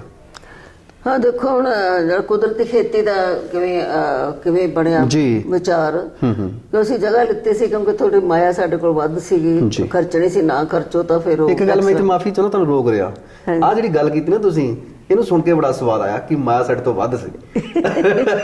ਆਮ ਤੌਰ ਤੇ ਸਾਡੇ ਕੋਲ ਹੈ ਹੀ ਕੁਛ ਨਹੀਂ ਨਾ। ਦੇਖੋ ਇਹ ਸਵਾਦ ਵਾਲੀ ਗੱਲ ਹੈ, ਸਭ ਤੋਂ ਵਧੀਆ ਗੱਲ ਹੈ ਕਿ ਮਾਇਆ ਸਾਡੇ ਕੋਲ ਵੱਧ ਸੀ। ਉਸ ਵੇਲੇ ਵੱਧ ਸੀ, ਜੇ ਅਸੀਂ ਨਾ ਉਹਨੂੰ ਖਰਚਦੇ ਤਾਂ ਟੈਕਸ ਲੱਗ ਜਾਣਾ ਸੀਗਾ ਜੀ। ਤੇ ਅਸੀਂ ਫਿਰ ਸੋਚਿਆ ਵੀ ਉਹਨੂੰ ਇਨਵੈਸਟਮੈਂਟ ਕਰ ਲਈਏ, ਤਾਂ ਅਸੀਂ ਜਗ੍ਹਾ ਖਰੀਦੀ ਸੀ ਇੱਥੇ ਧੀਰੇਕੋਟ ਜੀ 32 ਏਕੜ। ਪਰ ਜੇ ਸਾਡੇ ਕੋਲ ਅਸੀਂ ਕੋਈ ਪ੍ਰੋਜੈਕਟ ਨਹੀਂ ਸੀ ਸੋਚਿਆ ਵੀ ਇੱਥੇ ਕੀ ਕਰਨਾ ਹੈਗਾ। ਉਹਨਾਂ ਦਿਨਾਂ ਵਿੱਚ ਫਿਰ ਸਾਡਾ ਖੇਤੀ ਵਿਰਾਸਤ ਮਿਸ਼ਨ ਵਾਲਿਆਂ ਨਾਲ ਹੋਇਆ, ਬਹੁਤ ਲੰਬੀ ਕਹਾਣੀ ਬਣ ਜਾਂਦੀ ਹੈ ਫਿਰ, ਐਡੀ ਲੰਬਾ ਬਹੁਤ ਜਿਹਦੇ ਤੋਂ ਸਾਨੂੰ ਇਹ ਵਿਚਾਰ ਆਇਆ ਵੀ ਸਾਨੂੰ ਉਹ ਸੁਭਾਸ਼ ਪਾਲੇਕਰ ਜੀ ਆ ਗਏ ਜਿਨ੍ਹਾਂ ਨੇ ਇਨਵੈਂਟ ਕੀਤੀ ਹੈ ਜ਼ੀਰੋ ਬਜਟ ਕੁਦਰਤੀ ਖੇਤੀ। 2 ਵਾਰੀ ਵਰਕਸ਼ਾਪ ਲਾਈ ਉਹਨਾਂ ਨੇ, ਤਾਂ ਇੰਨਾ ਕੌਨਫੀਡੈਂਸ ਨਾਲ ਗੱਲ ਕਰਦੇ ਸੀ ਕਿ ਵੀ ਕੱਲ ਚਮਤਕਾਰ ਹੋਗਾ, ਚਮਤਕਾਰ ਹੋਗਾ। ਦੂਜੇ ਸਾਡੇ ਕੋਲ ਜਿਹੜੇ ਮੰਦਬੁੱਧੀ ਬੱਚਿਆਂ ਦੀ ਗਿਣਤੀ ਬਹੁਤ ਵੱਧ ਗਈ, ਉਧਰੋਂ ਕੈਂਸਰ ਬਹੁਤ ਹੋ ਗਿਆ, ਖੁਦਕੁਸ਼ੀਆਂ ਕਿਸਾਨ ਬਹੁਤ ਕਰਨ ਲੱਗ ਪਏ, ਤੇ ਇਹਨਾਂ ਚੀਜ਼ਾਂ ਦਾ ਹੱਲ ਜ਼ੀਰੋ ਬਜਟ ਕੁਦਰਤੀ ਖੇਤੀ ਸੀ ਜੀ। ਬਿਲਕੁਲ। ਤਾਂ ਫਿਰ ਅਸੀਂ ਸੋਚਿਆ ਵੀ ਅਸੀਂ ਖੇਤੀ ਕਿਉਂ ਨਾ ਕਰ ਲਈਏ। ਫਿਰ ਉਹਨੇ ਕੌਨਫੀਡੈਂਸ ਨਾਲ ਉਹ ਕਹਿੰਦੇ ਆ, ਤੇ ਉਹ ਸਰ ਰਾਜਵੀਰ ਸਿੰਘ ਜੀ ਸਾਡੇ ਟਰਸਟੀ ਹੈ, ਮਤਲਬ ਇਸ ਫੈਮਿਲੀ ਨੂੰ, ਕਿਸਾਨ ਫੈਮਿਲੀ ਨੂੰ ਬਿਲੋਂਗ ਕਰਦੇ ਆ, ਚਾਹੇ ਟੀਚਰ ਸੀਗੇ ਪਰ ਉਹਨਾਂ ਦੇ ਪਿੰਡ ਵਿੱਚ ਰਹਿਣਾ ਤੇ ਜ਼ਮੀਨ ਦਾ ਕੰਮ ਕਰਨਾ। ਉਹਨਾਂ ਨੂੰ ਮੈਂ ਕਿਹਾ, ਮੈਂ ਕਿਹਾ ਰਾਜਵੀਰ ਜੀ ਆਪਾਂ ਖੇਤੀ ਨਾ ਕਰ ਲਈਏ। ਜੇ ਮੈਂ ਕਿਹਾ ਅਸੀਂ ਕਾਮਯਾਬ ਹੋ ਗਏ। ਭਗਤ ਜੀ ਤਾਂ ਮੈਂ ਬਹੁਤ ਦੇਰ ਤੋਂ ਕਹਿੰਦੇ ਆ ਵੀ ਰਸਾਇਣਿਕ ਖੇਤੀ ਨਹੀਂ ਕਰਨੀ ਚਾਹੀਦੀ, ਤਾਂ ਪਰ ਉਹ ਵਿਸ਼ਵਾਸ ਨਹੀਂ ਕਰਦੇ। ਜੇ ਅਸੀਂ ਪ੍ਰੈਕਟੀਕਲੀ ਕਰਕੇ ਦਿਖਾਤਾ ਤੇ ਉਹਦੇ ਚ ਫਾਇਦਾ ਹੋਇਆ। ਹਾਂਜੀ। ਜੇ ਅਕਾਲ ਪੁਰਖ ਨੇ ਮਤਲਬ ਫਾਇਦਾ ਕਰਨਾ ਹੋਇਆ ਤੇ ਫਿਰ ਲੋਕਾਂ ਵਾਸਤੇ ਇੱਕ ਮਾਡਲ ਫਾਰਮ ਬਣ ਜਾਏ। ਬਿਲਕੁਲ ਬਿਲਕੁਲ, ਇੱਕ ਮਾਡਲ ਤੁਸੀਂ ਸਿੱਧ ਕੀਤਾ ਹੈ। ਔਰ ਸੱਚਮੁੱਚ ਅੱਜ ਅਜੋਕੇ ਸਮੇਂ ਦੇ ਵਿੱਚ ਜਿੱਥੇ ਅਸੀਂ ਸਿਰਫ ਤੇ ਸਿਰਫ ਸਾਡੀ ਦੌੜ ਬਣ ਗਈ ਪੈਸਾ ਕਮਾਉਣ ਦੀ, ਔਰ ਜਿਹੜੀ ਕੁਦਰਤੀ ਖੇਤੀ ਆ, ਇਹ ਜਿਹੜਾ ਇੱਕ ਮਾਡਲ ਜਿਹੜਾ ਪਿੰਗਲਵਾੜੇ ਵੱਲੋਂ ਦਿੱਤਾ ਗਿਆ, ਇਹ ਬਹੁਤ ਵੱਡੀ ਇੱਕ ਦੇਣ ਆ ਆਮ ਕਿਸਾਨਾਂ ਨੂੰ ਵੀ। ਹਾਂਜੀ, ਖੁਦਕੁਸ਼ੀਆਂ ਨਹੀਂ ਕਰਨਗੇ ਜੀ, ਝਾੜ ਚੰਗਾ, ਖਰਚ ਨਹੀਂ ਆਉਂਦਾ ਜੀ, ਸਿਹਤ ਵੀ ਚੰਗੀ ਰਹੂਗੀ। ਕਿਸਾਨ ਖੁਦਕੁਸ਼ੀ ਤਾਂ ਕਰਦਾ ਹੈ ਕਿਉਂਕਿ ਉਹ ਇਨਵੈਸਟਮੈਂਟ ਜ਼ਿਆਦਾ ਕਰ ਦਿੰਦਾ ਜੀ, ਯੂਰੀਆ ਖਰੀਦਦਾ, ਕੀਟਨਾਸ਼ਕ, ਨਦੀਨਨਾਸ਼ਕ, ਸਾਰਾ ਕੁਝ ਖਰੀਦਦਾ ਜੀ। ਜਦੋਂ ਸੁਭਾਸ਼ ਪਾਲੇਕਰ ਜੀ ਪੜ੍ਹਾਉਂਦੇ ਤੇ ਇੱਥੋਂ ਸ਼ੁਰੂ ਕਰਦੇ ਆ। ਕਿਸਾਨ ਬਾਜ਼ਾਰ ਜਾਂਦਾ ਹੀ ਨਹੀਂ ਸੀਗਾ। ਕਾਰਪੋਰੇਟ ਸਿਸਟਮ ਵਾਲੇ ਇਹਨਾਂ ਨੇ ਸੋਚਿਆ ਕਿਸਾਨ ਨੂੰ ਬਾਜ਼ਾਰ ਚ ਕਿਵੇਂ ਲਿਆਂਦਾ ਜਾਵੇ ਜੀ। ਫਿਰ ਇਹਨਾਂ ਨੇ ਰਸਾਇਣਿਕ ਖੇਤੀ ਸ਼ੁਰੂ ਕਰਾਈ, ਫਿਰ ਇਹਨਾਂ ਨੇ ਕੀਟਨਾਸ਼ਕ, ਨਦੀਨਨਾਸ਼ਕ। ਹੁਣ ਕਿਸਾਨ ਤੁਰਿਆ ਹੀ ਰਹਿੰਦਾ, ਮਤਲਬ ਖਰੀਦਦਾ। ਕਿਸਾਨ ਹੁਣ ਤਾਂ ਵਿਚਾਰਾ ਦਿੱਲੀ ਦੀਆਂ ਸਰਹੱਦਾਂ ਤੇ ਬੈਠਾ ਹੈ, ਕਾਰਪੋਰੇਟ ਘਰਾਣਿਆਂ ਵਾਲੇ ਫਿਰ ਉਹਨੂੰ ਖਿੱਚ ਰਹੇ ਆ, ਕਹਿੰਦੇ ਕਿ ਜਿਹੜਾ ਕਿਸਾਨ ਵਿਚਾਰਾ ਘਾਟੇ ਦਾ ਸੌਦਾ ਸਮਝਦਾ ਸੀ ਖੇਤੀ ਨੂੰ, ਅੱਜ ਉਹ ਘਾਟੇ ਦਾ ਸੌਦਾ ਨੱਪਣ ਨੂੰ ਫਿਰਦੇ ਆ। ਇਹਦੇ ਬਾਰੇ ਤੁਸੀਂ ਵੀ ਜਾਏ ਹੋ ਦਿੱਲੀ, ਬਹੁਤ ਸਾਰਾ ਲਿਟਰੇਚਰ ਵੀ ਵੰਡ ਕੇ ਆਏ ਹੋ, ਮੋਟੀਵੇਟ ਵੀ ਕਰਕੇ ਆਏ ਹੋ। ਉਹ ਪਤਾ ਮੇਨ ਕਾਰਨ ਇਹ ਹੋਇਆ ਵੀ ਜਿਹੜਾ ਕਿਸਾਨ ਹੈ ਉਹ ਰਸਾਇਣਿਕ ਖੇਤੀ 'ਚ ਇੰਨੀ ਬੁਰੀ ਤਰ੍ਹਾਂ ਫਸ ਗਿਆ ਕਿ ਉਹਨੇ ਆਪਣੀ ਧਰਤੀ ਨਾਲੋਂ ਆਪਣੇ ਆਪ ਨੂੰ ਡਿਟੈਚ ਕਰ ਲਿਆ।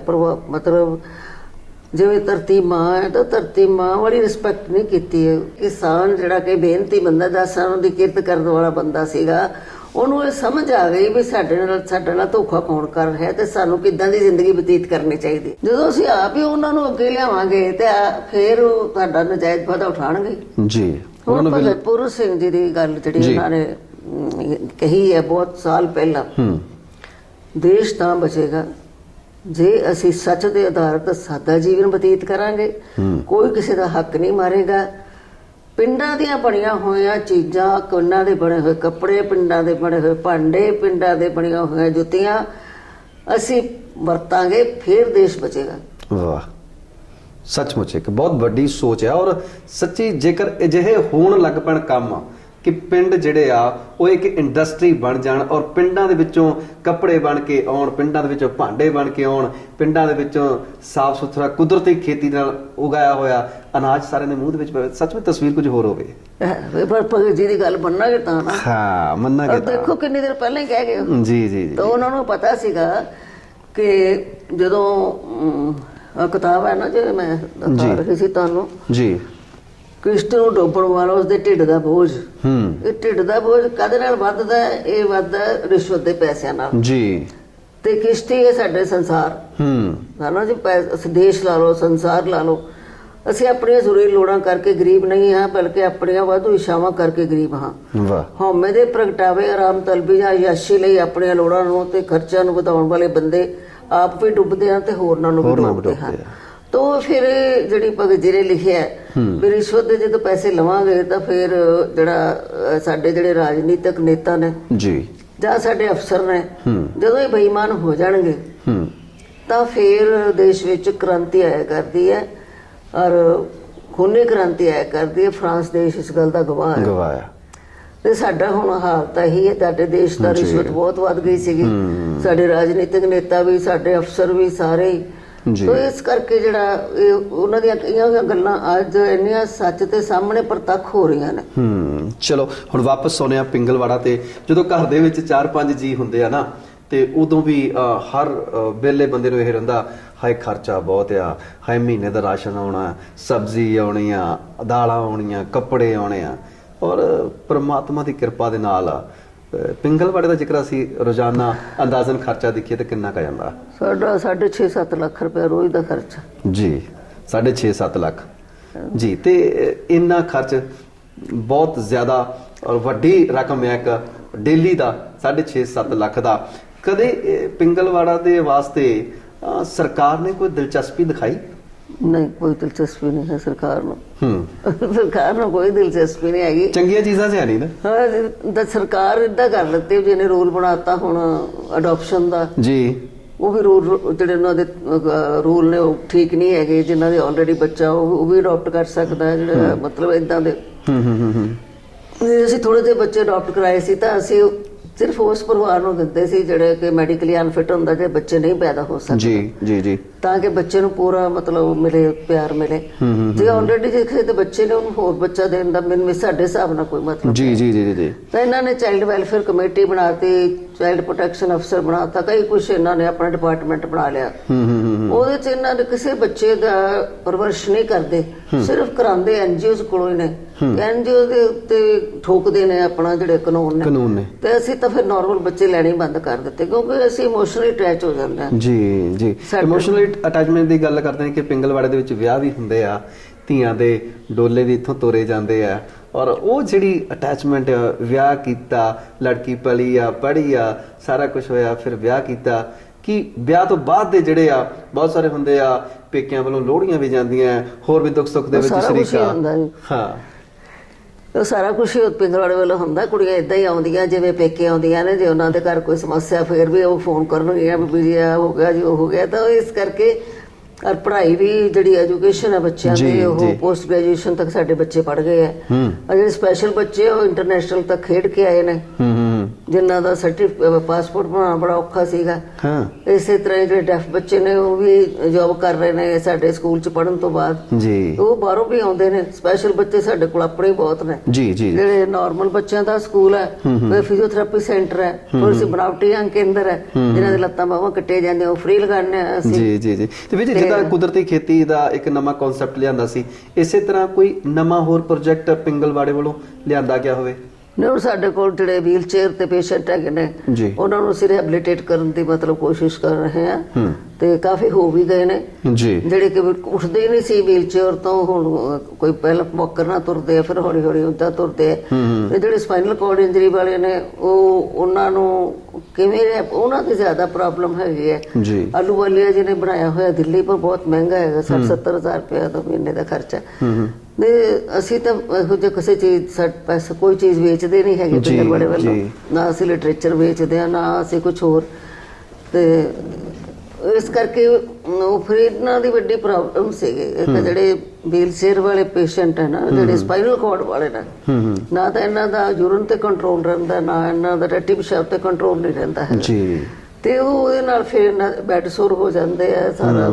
ਤੇ ਥੋੜੇ 4-5 ਸਾਲਾਂ ਬਾਅਦ ਇਹਨਾਂ ਦੀ ਹਾਲਤ ਬਹੁਤ ਕ੍ਰਿਟੀਕਲ ਹੋ ਜਾਂਦੀ ਹੈ। ਜੀ ਜੀ ਜੀ ਜੀ, ਪਰ ਉਹ ਜਦੋਂ ਰਿਹੈਬਿਲਿਟੇਟ ਹੋ ਜਾਂਦੇ ਹੈ ਤਾਂ ਫਿਰ ਉਹਨਾਂ ਨੂੰ ਯੂਰਨ ਤੇ ਸਟੂਲ ਤੇ ਕਿਵੇਂ ਕੰਟਰੋਲ ਕਰਨਾ ਹੈਗਾ, ਆਪਣੇ ਆਪ ਕਿਵੇਂ ਕੈਥੇਟਰ ਕਰਨਾ ਹੈ, ਵੀਲ ਚੇਅਰ ਨੂੰ ਕਿਸ ਤਰ੍ਹਾਂ ਇਸਤੇਮਾਲ ਕਰਨਾ ਹੈ, ਬੂਟ ਜਲਦੀ ਪਾ ਦੇਣੇ ਚਾਹੀਦੇ ਨੇ, ਤੇ ਪੈਰ ਡਿਸਯੂਜ਼ਟ੍ਰੋਫੀ ਹੋ ਜਾਂਦੀ ਹੈ। ਤਾਂ ਜਦੋਂ ਰਿਹੈਬਿਲਿਟੇਟ ਹੋ ਜਾਂਦੇ ਆ ਤਾਂ ਦੇ ਲਿਵ ਫॉर 60 ਇਅਰਸ।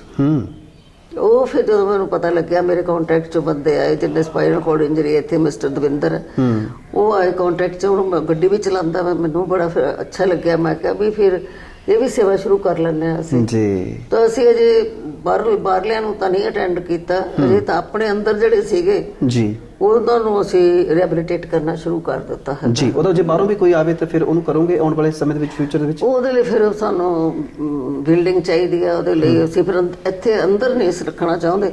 ਬਾਹਰੋਂ ਆਉਣ ਤੇ ਬਾਹਰੋਂ ਰਿਹੈਬਿਲਿਟੇਟ ਹੋ ਕੇ ਫਿਰ ਵਾਪਸ ਚਲਾ ਜਾਏ, ਉਹ ਪੱਕਾ ਨਹੀਂ ਉਹਨਾਂ ਨੂੰ ਰੱਖਣਾ ਨਾ। ਠੀਕ ਹੈ। ਇਹ ਜਿਹੜੇ ਅੰਦਰ ਨੇ ਉਹ ਸਾਰੇ ਪੱਕੇ ਹੀ ਸਾਡੇ ਕੋਲ ਨੇ। ਜੀ ਜੀ ਜੀ ਜੀ। ਤੇ ਜੇਕਰ ਗੱਲ ਕਰੀਏ ਲਿਟਰੇਚਰ ਦੀ, ਕਿਸੇ ਵੀ ਦੇਸ਼ ਦਾ, ਕਿਸੇ ਵੀ ਸਮਾਜ ਦਾ ਸਰਮਾਇਆ ਜਿਹੜਾ ਲਿਟਰੇਚਰ ਹੁੰਦਾ ਹੈ, ਨਿੱਜੀ ਜੀਵਨ ਦੇ ਲਈ ਸਾਡੇ ਲਈ ਕਿੰਨਾ ਕੁ ਜ਼ਰੂਰੀ ਹੈ? ਬਹੁਤ ਜ਼ਿਆਦਾ ਜ਼ਰੂਰੀ ਹੈ। ਤੇ ਜਦੋਂ ਭਗਤ ਜੀ ਪੜ੍ਹਦੇ ਸੀ ਨਾ 16 ਘੰਟੇ, ਔਰ ਉਹ ਮੇਰੇ ਖਿਆਲ ਜਿੰਨੇ ਫਿਲਾਸਫਰ ਉਹਨਾਂ ਨੇ ਪੜ੍ਹੇ ਨੇ ਉਹ ਤਾਂ ਕਿਸੇ ਨੂੰ ਨਾਮ ਹੀ ਨਹੀਂ ਆਉਂਦੇ ਉਹਨੇ। ਵਾਹ। ਤਾਂ ਪਲੈਟੋ ਪੜ੍ਹਿਆ, ਲਾਲਾ ਹਰਦਿਆਲ ਪੜ੍ਹਿਆ, ਇਮਰਸਨ ਪੜ੍ਹਿਆ, ਕੁੰਸ਼ਨ ਪੜ੍ਹਿਆ, ਡਿਕਨਸ ਪੜ੍ਹਿਆ। ਤਾਂ ਉਹਨਾਂ ਨੂੰ ਫਿਰ ਉਹਨਾਂ ਨੂੰ ਕੋਟ ਵੀ ਕਰਦੇ ਸੀ, ਲਿਖਦੇ ਵੀ ਸੀ ਤੇ ਬੋਲਦੇ ਵੀ ਸੀਗੇ। ਹੁਣ ਮੈਂ ਤੁਹਾਨੂੰ ਦੱਸਦੀ ਹਾਂ, ਜੇਨ ਐਡਮਸ ਇੱਕ ਲੇਡੀ ਸੀਗੀ ਜੀ। ਇੱਕ ਕਿਤਾਬ ਉਹਨਾਂ ਨੇ ਛਾਪੀ ਸੀ, ਜਤੀ ਸਤੀ ਰਹਿਣ ਵਾਲੇ ਮਨੁੱਖ ਤੇ ਇਸਤਰੀਆਂ। ਜੀ। ਉਹਦੇ ਵਿੱਚ ਇੱਕ ਲੇਡੀ ਦਾ ਨਾਮ ਹੈ ਜੇਨ ਐਡਮਸ ਤੇ ਇੱਕ ਦਾ ਨਾਮ ਐਵੈਂਜਲੀਨ ਬੂਥ। ਜਿਹੜੀ ਐਵੈਂਜਲੀਨ ਬੂਥ ਸੀ ਉਹ ਵਿਲੀਅਮ ਬੂਥ ਦੀ ਲੜਕੀ ਸੀ ਜਿਹਨੇ ਸੈਲਵੇਸ਼ਨ ਆਰਮੀ ਬਣਾਈ ਸੀ। ਅੱਛਾ। ਤੇ ਜਿਹੜੀ ਜੇਨ ਐਡਮਸ ਸੀਗੀ ਉਹਨੇ ਅਮਰੀਕਾ ਜਦੋਂ ਸ਼ੁਰੂ ਹੋਇਆ, ਕਿਉਂਕਿ ਬਹੁਤ ਸਾਲ ਹੋਏ, 350 ਸਾਲ ਅਮਰੀਕਾ ਕਹੀ ਨਹੀਂ ਸੀ ਪਹਿਲਾਂ। ਤੇ ਉਹ ਜਦੋਂ ਉਦੋਂ ਯੂਰਪ ਦੇ ਲੋਕ ਬਹੁਤ ਸਾਰੇ ਉੱਥੇ ਜਿਹੜੇ ਸੀ ਅਮਰੀਕਾ ਚਲੇ ਗਏ, ਰਿਫਿਊਜੀ ਗਏ। ਤੇ ਜਿਹੜੀ ਜੇਨ ਰਿਫਿਊਜੀਆਂ ਦਾ ਹਾਲ ਪਤਾ ਹੀ ਹੈ ਤੁਹਾਨੂੰ ਕੀ ਹੁੰਦਾ, ਆਪਣਾ ਸਾਰਾ ਕੁਝ ਛੱਡ ਛੱਡਾ ਕੇ ਦੂਜੇ ਦੇਸ਼ ਵਿੱਚ ਜਾ ਕੇ ਸੈੱਟ ਹੋਣਾ। ਬਿਲਕੁਲ। ਫਿਰ ਉੱਥੇ ਉਹਨਾਂ ਨੂੰ ਮਤਲਬ ਛੋਟੇ ਛੋਟੇ ਕੰਮ ਕਰਨੇ ਪੈਂਦੇ ਸੀਗੇ। ਤੇ ਉਹ ਫਿਰ ਜਿਹੜੇ ਰਿਫਿਊਜੀਆਂ ਦੇ ਬੱਚੇ ਸੀ ਜਾਂ ਔਰਤਾਂ ਸੀ ਉਹਨਾਂ ਨੂੰ ਬੜੀਆਂ ਸਮੱਸਿਆਵਾਂ ਸੀਗੀਆਂ ਆ ਰਹੀਆਂ ਸੀਗੀਆਂ। ਤੇ ਜੇਨ ਐਡਮਸ ਨੇ ਆਪਣੇ ਆਪ ਨੂੰ ਮਤਲਬ ਸਮਰਪਿਤ ਕਰ ਦਿੱਤਾ ਇਸ ਕੰਮ ਲਈ ਜੀ, ਵੀ ਔਰਤਾਂ ਤੇ ਬੱਚਿਆਂ ਲਈ ਉਹਨੇ ਕੰਮ ਕਰਨਾ ਸੀਗਾ। ਉਹਨੇ ਇੰਨਾ ਕੰਮ ਕੀਤਾ ਜਿਹੜਾ ਭਗਤ ਜੀ ਨੇ ਤੇ ਇੰਨਾ ਕੁ ਪਹਿਰਾ ਲਿਖਿਆ ਹੋਇਆ ਸੀ, ਜਤੀ ਸਤੀ ਰਹਿਣ ਵਾਲੇ ਮੁੱਖ ਇਸਤਰੀਆਂ ਚ ਵੀ ਉਹਦੀ ਘਰ ਘਰ ਪੂਜਾ ਹੋਣ ਲੱਗ ਗਈ, ਬਹੁਤ ਲੋਕੀ ਉਹਨੂੰ ਪਿਆਰ ਕਰਨ ਲੱਗੇ। ਤੇ ਜਿਹੜਾ ਪ੍ਰੈਜ਼ੀਡੈਂਟ ਸੀ ਉਹ ਕਹਿੰਦਾ ਵੀ ਮੈਂ ਇੰਨਾ ਕੁਝ ਸੋਚਦਾ ਇਹਨਾਂ ਲਈ, ਮੈਨੂੰ ਤਾਂ ਕੋਈ ਪੁੱਛਦਾ ਨਹੀਂ, ਤੇਰੀ ਘਰ ਘਰ ਪੂਜਾ ਕਿਉਂ ਹੁੰਦੀ ਹੈ? ਤਾਂ ਉਹਨੇ ਜਵਾਬ ਦਿੱਤਾ, Mr. President, please don't believe in theories, they want in men in action. ਵਾਹ। ਉਹ ਫਿਰ ਉਸ ਤੋਂ ਬਾਅਦ ਉਹਨੇ ਉੱਥੇ ਹੱਲ ਹਾਊਸ ਬਣਾਇਆ ਆਪਣਾ, ਜਿਹੜੀ ਆਰਗੇਨਾਈਜੇਸ਼ਨ। ਉੱਥੇ ਉਹਨਾਂ ਨੂੰ ਫਿਰ ਵੱਖਰੇ ਵੱਖਰੇ ਕੰਮ ਸਿਖਾਉਂਦੀ ਸੀ ਔਰਤਾਂ ਨੂੰ। ਤੇ ਬਸ ਸ਼ੀ ਵਾਜ਼, ਜਦੋਂ ਲੜਦੀ ਸੀ ਉਹਨਾਂ ਦੇ ਰਾਈਟਸ ਲਈ, ਤਾਂ she was known as the most dangerous woman of America. ਬਾਅਦ ਵਿੱਚ ਫਿਰ ਵਰਲਡ ਵਾਰ ਜਿਹੜੀ ਹੋਈ ਸੀ, ਫਸਟ ਵਰਲਡ ਵਾਰ, ਉਹਦੇ ਵਿੱਚ ਉਹਨੇ ਬਹੁਤ ਕੰਮ ਕੀਤਾ ਪੀਸ ਵਾਸਤੇ ਔਰਤਾਂ ਨੂੰ ਨਾਲ ਲੈ ਕੇ ਜੀ। ਫਿਰ ਉਹਨੂੰ ਨੋਬਲ ਪੀਸ ਪ੍ਰਾਈਜ਼ ਮਿਲਿਆ। ਕੀ ਬਾਤ ਹੈ। ਔਰ ਜੇ ਪ੍ਰਾਈਜ਼ ਦੀ ਗੱਲ ਕੀਤੀ ਜਾਵੇ ਤੇ ਸੱਚਮੁੱਚ ਤੁਸੀਂ ਵੀ ਥਿਊਰੀ ਵਿੱਚ ਯਕੀਨ ਨਹੀਂ ਕੀਤਾ, ਐਕਸ਼ਨ ਦੇ ਵਿੱਚ ਰਹੇ ਹੋ। ਔਰ ਜੇ ਫਿਰ ਮੈਂ ਗਈ ਅਮਰੀਕਾ ਨਾ, ਤਾਂ ਉੱਥੋਂ ਫਿਰ ਮੈਂ ਇੱਥੇ ਸ਼ਾਇਦ ਪਈ ਹੋਏਗੀ ਜੇਨ ਐਡਮਸ ਦੀ, ਇੱਥੇ ਦੀ ਹੈਗੀ ਜੇਨ ਐਡਮਸ ਦੀ ਨਾ ਕਿਤਾਬ। ਉੱਥੋਂ ਫਿਰ ਮੈਂ ਉਹਦੇ ਬਾਰੇ ਪਤਾ ਕੀਤਾ। ਹੱਲ ਹਾਊਸ ਮੈਂ ਗਈ, ਉਹ ਮਿਊਜ਼ੀਅਮ ਬਣਿਆ ਹੋਇਆ ਸੀਗਾ।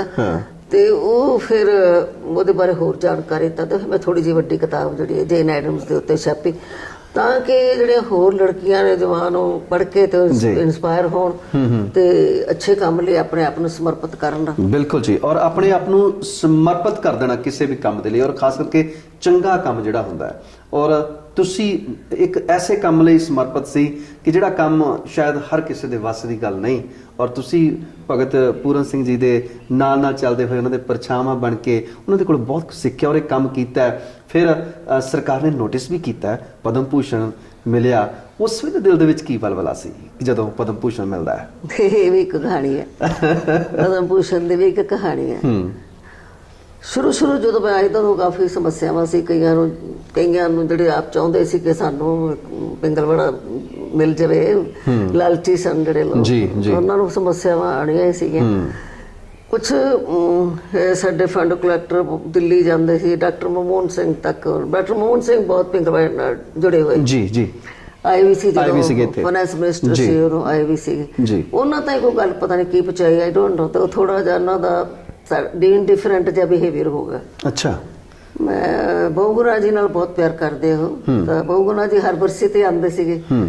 ਤਾਂ ਸੁੰਦਰ ਲਾਲ ਬਹੁਗੁਣਾ ਜੀ ਨਾਲ ਮੈਂ ਗੱਲ ਕੀਤੀ। ਮੈਂ ਕਿਹਾ ਵੀ ਇਹ ਪਤਾ ਨਹੀਂ, ਵੈਸੇ ਤਾਂ ਇਨਸਾਨ ਚੰਗੇ ਨੇ, ਇਸ ਕਰਕੇ ਮੈਨੂੰ ਚੰਗਾ ਨਹੀਂ ਲੱਗਦਾ ਵੀ ਚੰਗੇ ਭਲੇ ਜੁੜੇ ਹੋਏ ਸੀ ਤੇ ਕਿਉਂ ਅਵੋਇਡ ਕਰਦੇ ਆ। ਤੁਸੀਂ ਜਾਣਦੇ ਰਹੋ, ਤੁਸੀਂ ਪਤਾ ਪੁੱਛੋ ਵੀ ਕੀ ਕਰਨਾ ਹੈ ਜੀ।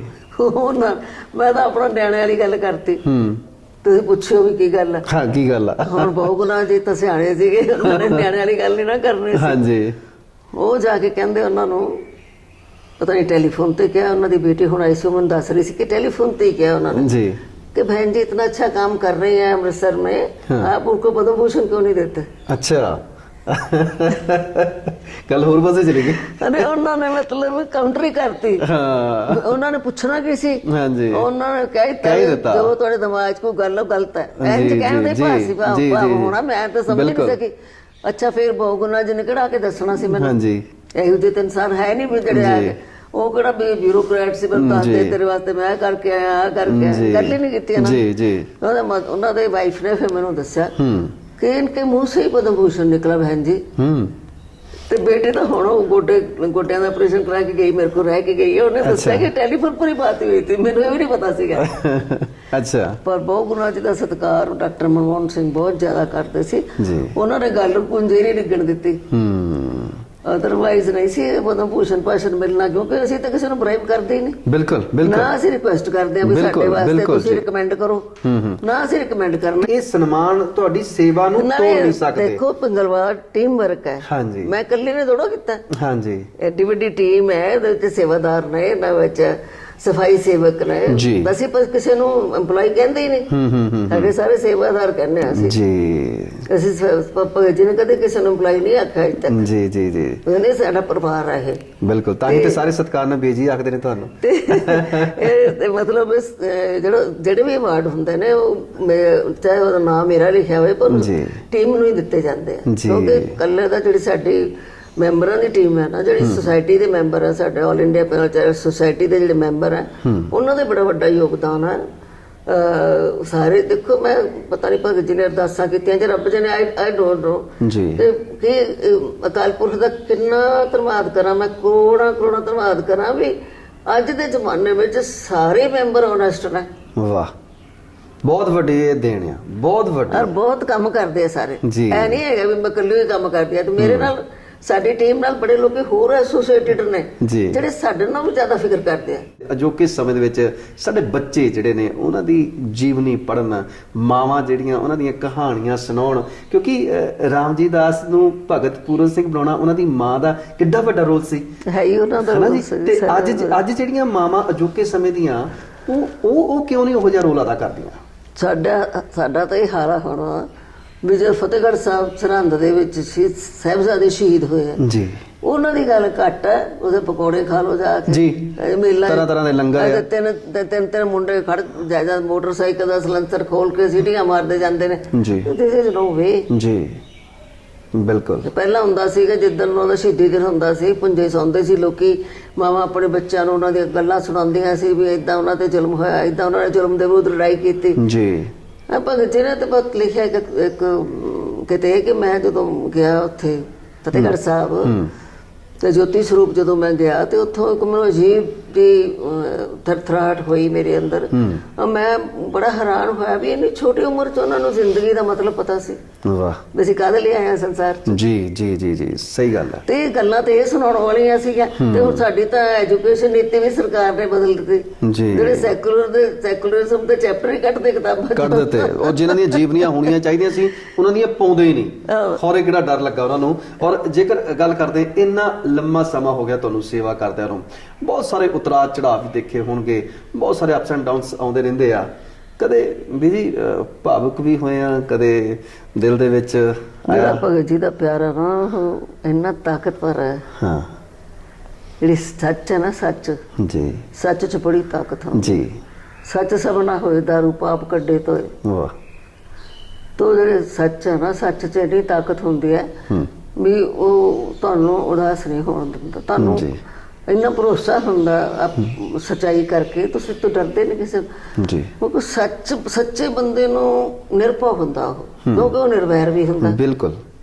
ਇਸ ਕਰਕੇ ਜਿਹੜਾ ਮੇਰਾ ਮਤਲਬ ਮੇਨ ਸਹਾਰਾ ਉਹ ਭਗਤ ਜੀ ਦਾ ਪਿਆਰ ਤੇ ਸੱਚ, ਸੱਚਾਈ, ਦੋ ਚੀਜ਼ਾਂ ਮੇਰੇ ਪੱਲੇ।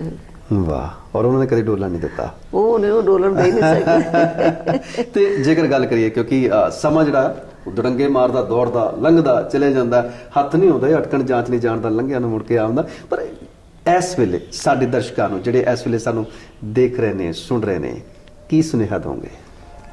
ਵੇਖੋ, ਜਿਹੜਾ ਸਮਾਂ ਹੈ ਨਾ, ਉਹਦੇ ਵਿੱਚ ਗੁਰੂ ਨਾਨਕ ਪਾਤਸ਼ਾਹ ਜੀ ਨੇ 4 ਉਦਾਸੀਆਂ ਕੀਤੀਆਂ ਦੁਨੀਆ ਨੂੰ, ਮਤਲਬ ਚਾਨਣ ਦੇਣ ਵਾਸਤੇ ਨਾ। ਜੋ ਘਰ ਸੂਰਜ ਨਿਕਲਿਆ ਦਾ ਰਿਛ ਪੇ ਅੰਧੋਰ ਭਲੋਇਆ ਜੀ। ਤੇ ਸਾਰੇ ਜਿਹੜੇ ਨੌਜਵਾਨ ਨੇ, ਬੱਚੇ ਬੱਚੀਆਂ, ਇਹਨਾਂ ਨੂੰ ਤਾਂ ਪੜ੍ਹਨਾ ਚਾਹੀਦਾ, ਗਿਆਨ ਹਾਸਲ ਕਰਨਾ ਚਾਹੀਦਾ, ਤੇ ਫਿਰ ਉਹ ਗਿਆਨ ਆਮ ਲੋਕਾਂ ਦੀ ਜ਼ਿੰਦਗੀ ਨੂੰ ਚੰਗਾ ਬਣਾਉਣ ਵਾਸਤੇ ਵਰਤਣਾ ਚਾਹੀਦਾ ਜੀ। ਤੇ ਉਹਨਾਂ ਨੂੰ ਮਤਲਬ ਇਹ ਹੁਣ ਉਹ ਗੁਰੂ ਨਾਨਕ ਦੇ ਰਾਹ ਤੇ ਬਹੁਤ ਸਾਰੇ ਲੋਕਾਂ ਨੂੰ ਤੁਰਨਾ ਪਏਗਾ। ਜਿਵੇਂ ਸਾਡੀ ਉਹ ਜੰਤਰੀ ਦੇ ਉੱਤੇ ਉਹਦੀ ਫੋਟੋ ਬਣਾਈ ਹੋਈ ਸੀ, ਤੇ ਉਹ ਜੰਤਰੀ ਦੇ ਉੱਤੇ ਜੇ ਭਗਤ ਜੀ ਨੇ ਲਿਖਿਆ ਵੀ 4 ਸਮੱਸਿਆਵਾਂ ਜਿਹੜੀਆਂ ਨੇ ਉਹ ਸਾਡੇ ਦੇਸ਼ ਦੀਆਂ, ਉਹ ਬਹੁਤ ਹੈਗੀਆਂ ਨੇ। ਗਰੀਬੀ, ਬੇਕਾਰੀ, ਅਨਪੜ੍ਹਤਾ, ਹਾਂਜੀ, ਬਿਮਾਰੀ। ਇਹ ਜੰਤਰੀ ਦੇ ਉੱਪਰ ਬਣੀਆਂ ਹੋਈ ਤਸਵੀਰ ਹੈ। ਇਹ ਨਾ, ਜਿਵੇਂ ਅਨਪੜ੍ਹਤਾ, ਗਰੀਬੀ, ਬੇਕਾਰੀ ਤੇ ਬਿਮਾਰੀ, ਇਹ 4 ਜਿਹੜੀਆਂ ਸਮੱਸਿਆਵਾਂ ਨੇ ਸਾਡੇ ਦੇਸ਼ ਦੀਆਂ ਜੀ। ਇਹ ਜਿਹੜੀਆਂ ਨੇ, ਇਹਨਾਂ ਨੂੰ ਕਿਵੇਂ ਖਤਮ ਕੀਤਾ ਜਾ ਸਕਦਾ ਹੈ? ਇਹਨੂੰ ਸਮਾਜ ਸੇਵਾ ਦਾ ਇੰਜਨ ਜਿਹੜਾ ਨਾ, ਉਹ ਹੀ ਖਤਮ ਕਰ ਸਕਦਾ। ਤੇ ਸਮਾਜ ਸੇਵਾ ਦਾ ਇੰਜਨ ਤਾਂ ਚੱਲੇਗਾ ਜੀ ਜੇ ਅੱਜ ਸਾਡੇ ਜਿਹੜੇ ਹੈਗੇ ਨੇ ਨੌਜਵਾਨ ਜੀ, ਇਹ ਆਪਣਾ ਤਨ ਮਨ ਧਨ ਸਾਰਾ ਅਰਪਣ ਕਰਕੇ ਸਮਾਜ ਸੇਵਾ ਚ ਲਾ ਦੇਣਗੇ ਜੀ। ਉਹ ਜੇ ਗੁਰਬਾਣੀ ਦੀ ਹੈਗਾ, ਤਨ ਮਨ ਧਨ ਸਭ ਸੌਂਪ ਗੁਰੂ ਕੋ ਹੁਕਮ ਮੰਨਿਆ ਪਾਈਏ। ਵਾਹ, ਇਹ ਹੁਣ ਸਮਾਂ ਆ ਗਿਆ ਜੀ ਕਿ ਸਾਡੇ ਨੌਜਵਾਨਾਂ ਨੂੰ ਇੱਕ ਤਾਂ ਚੰਗੇ ਬੰਦਿਆਂ ਦੀਆਂ ਜੀਵਨੀਆਂ ਪੜ੍ਹਨੀਆਂ ਚਾਹੀਦੀਆਂ ਨੇ ਜੀ, ਚੰਗੀਆਂ ਕਿਤਾਬਾਂ ਪੜ੍ਹਨੀਆਂ ਚਾਹੀਦੀਆਂ, ਚੰਗਾ ਗਿਆਨ ਹਾਸਲ ਕਰਨਾ ਚਾਹੀਦਾ, ਤੇ ਉਹ ਫਿਰ ਲੋਕਾਂ ਦਾ ਸਦਾਚਾਰਕ ਜੀਵਨ ਉੱਚਾ ਬਣਾਉਣ ਵਾਸਤੇ ਉਹ ਗਿਆਨ ਵੰਡਣਾ ਚਾਹੀਦਾ। ਵਾਹ, ਇਹ ਭਗਤ ਜੀ ਨੇ ਕਿਹਾ ਵੀ ਦੇਸ਼ ਭਗਤ ਦੀ ਸਭ ਤੋਂ ਵੱਡੀ ਇਸ ਵੇਲੇ ਲੋੜ ਹੈਗੀ ਹੈ। ਤਾਂ ਇਹ ਜਿਹੜੀਆਂ 4 ਸਮੱਸਿਆ ਵੀ ਤਾਂ ਵੀ ਦੂਰ ਹੋ ਸਕਦੀਆਂ ਜੇ ਬੱਚੇ ਜੀ ਆਪਣਾ ਸਾਰਾ ਜਿਹੜਾ ਐਨਰਜੀ ਹੈ ਜਿਹੜੀ ਉਹ ਇਹਨਾਂ ਕੰਮਾਂ ਲਈ ਲਾ ਦੇਣ ਕਿ ਅਸੀਂ ਕਿਵੇਂ ਗਰੀਬੀ, ਬੇਕਾਰੀ ਤੇ ਬਿਮਾਰੀ ਤੇ ਅਨਪੜ੍ਹਤਾ ਦੂਰ ਕਰਨੇ ਆ। ਜਿਹੜੇ ਪੜ੍ਹੇ ਹੋਏ ਨੇ, ਉਹ ਜਿਵੇਂ ਅਸੀਂ ਹੁਣ ਸਲਮ ਏਰੀਆ 'ਚ ਸਕੂਲ ਸ਼ੁਰੂ ਕੀਤਾ ਸੀ ਜੀ, ਜਾਂ ਹੋਰ ਜਿਹੜੇ ਲੋਕੀ ਕਰ ਰਹੇ ਨੇ, ਜੇ ਤੁਸੀਂ ਨਹੀਂ ਕਰ ਸਕਦੇ, ਘੱਟੋ ਘੱਟ ਜਿਹੜੇ ਕਰ ਰਹੇ ਨੇ ਉਹਦੀ ਮਦਦ ਕਰ ਦਿਓ। ਤਾਂ ਇਸ ਕਰਕੇ ਸਾਨੂੰ ਆਪਣੀ ਜੀਵਨ ਸ਼ੈਲੀ ਜਿਹੜੀ ਹੈ ਉਹ ਸੰਜਮਮਈ ਜੀਵਨ ਤੇ ਸਾਦਾ ਜੀਵਨ ਹੋਣਾ ਚਾਹੀਦਾ ਸਾਡਾ। ਬਿਲਕੁਲ ਜੀ, ਸੰਜਮਮਈ ਤੇ ਸਾਦਾ ਜੀਵਨ ਜਿਹੜਾ ਉਹ ਸਾਡੇ ਲਈ ਇੱਕ ਸੁਚੱਜਾ ਜੀਵਨ ਹੋ ਸਕਦਾ ਹੈ। ਔਰ ਅੱਜ ਅਸੀਂ ਬਹੁਤ ਵੱਡੀ ਸ਼ਖਸੀਅਤ ਬੀਬੀ ਡਾਕਟਰ ਇੰਦਰਜੀਤ ਕੌਰ ਜੀ ਦੇ ਨਾਲ ਬਹੁਤ ਅਸੀਂ ਸਮਾਂ ਚੰਗਾ ਔਰ ਬਿਲਕੁਲ ਮੁੱਲਵਾਨ ਸਮਾਂ ਬਤਾਇਆ, ਔਰ ਸਾਨੂੰ ਇੰਜ ਲੱਗਾ ਕਿ ਸਾਡੇ ਅੰਗ ਸੰਗ ਇਸ ਵੇਲੇ ਆਲੇ ਦੁਆਲੇ ਇਰਦ ਗਿਰਦ ਭਗਤ ਪੂਰਨ ਸਿੰਘ ਜੀ ਕਿਤੇ ਘੁੰਮਦੇ ਪਏ ਸੀ, ਸਾਨੂੰ ਦੇਖ ਰਹੇ ਸੀ। ਔਰ ਤੁਹਾਡਾ ਬਹੁਤ ਬਹੁਤ ਸ਼ੁਕਰੀਆ ਜੀ, ਇੱਥੇ ਹੀ ਹੈ, ਕਿਤੇ ਨਹੀਂ ਗਏ। ਬਹੁਤ ਬਹੁਤ ਸ਼ੁਕਰੀਆ ਜੀ, ਤੁਹਾਡਾ ਵੀ ਬਹੁਤ ਬਹੁਤ ਸ਼ੁਕਰੀਆ। ਤੁਹਾਡਾ ਵੀ ਬਹੁਤ ਬਹੁਤ ਧੰਨਵਾਦ।